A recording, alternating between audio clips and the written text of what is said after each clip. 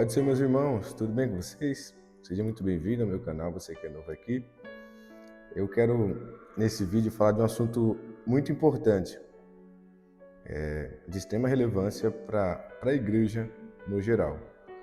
Eu até vim até a caráter aqui de brasileiro, né? Azul, amarelo, porque eu quero falar de um assunto que faz parte do brasileiro, é intrínseco ao Brasil, que é um evento esportivo, a Copa do Mundo. Sabemos que no Brasil esse evento ele tornou-se a cultura desse país. E nós se alegramos com o nosso país na Copa do Mundo. O brasileiro é o maior campeão da Copa do Mundo. E como cristão, como nós devemos se posicionar mediante a uma Copa do Mundo? Nós devemos torcer para o Brasil em detrimento de outras seleções? Porque assim, eu estou vendo, e o tema desse vídeo é: o cristão pode comemorar, pode torcer pela sua seleção na Copa do Mundo? Eu quero falar com vocês acerca desse assunto hoje. Irmãos, o que nós devemos entender? Que Deus nos chamou para ser diferente desse mundo. Deus nos chamou desde o Antigo Testamento, quando o povo elege, quando Deus gera o povo de Israel, Deus chamou eles com um propósito deles serem diferentes das outras nações, deles adorar somente um Deus. Então eles eram um povo santo, um povo separado, um povo consagrado somente a Deus. No Novo Testamento segue a mesma lógica. Em Pedro, a Bíblia nos diz: começando aquele que vos chamou, sede santos em toda a vossa maneira de agir. E ser santo não significa ser perfeito, significa ser consagrado. Tem a raiz de separação, né? Consagrado, separado. Então nós somos separados para Deus. Então o cristão ele deve torcer para a sua seleção, ele deve participar das coisas desse mundo. Eu estou vendo muitos cristãos, muitos pastores dizendo que é errado, que não pode torcer.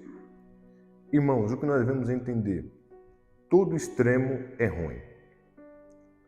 O extremo de você idolatrar algo e o extremo de você não fazer algo porque considerar que é do mundo.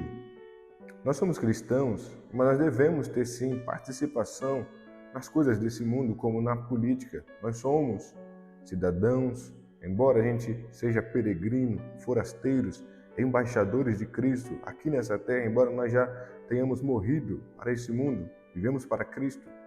Nós não devemos ser isentos das participações das coisas daqui da terra, como ser patriota, como amar o nosso país, como participar da política, né? Sendo cidadão comum. Nós somos cidadãos comuns. Então eu não vejo como errado o cristão comemorar ou torcer pela sua seleção em uma Copa do Mundo. É claro que existe na Bíblia alguns versículos que diz que qualquer um que se torna amigo do mundo torna-se inimigo de Deus.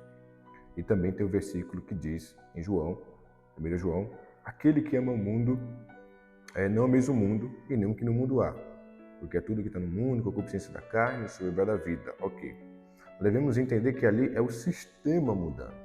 Se a gente for seguir esse versículo ao pé da letra, a gente vai deixar de fazer muitas coisas aqui na Terra, como ir ao cinema, ir ao shopping, vestir-se com instituições como Nike, Adidas, Puma, porque são instituições seculares, mundanas.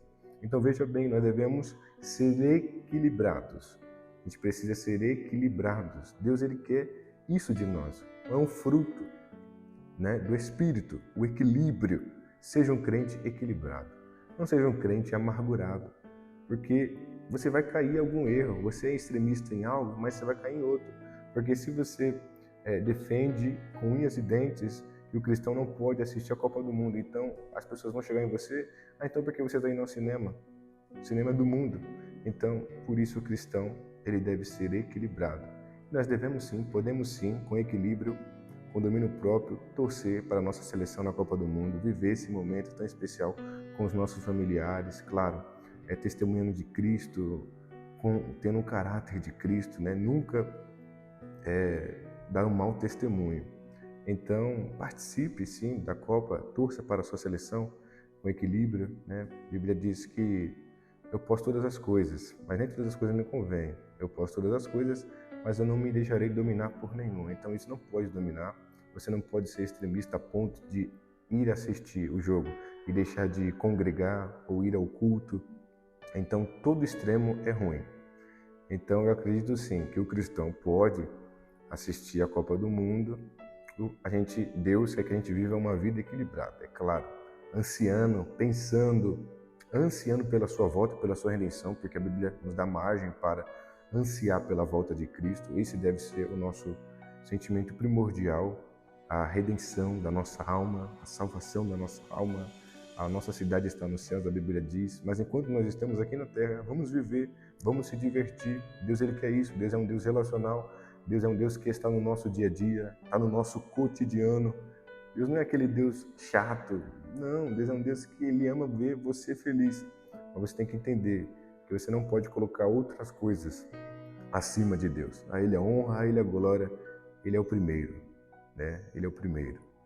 Então, o cristão pode sim torcer, assistir, comemorar a convocação de um jogador, sim. Eu quero falar de outro assunto também.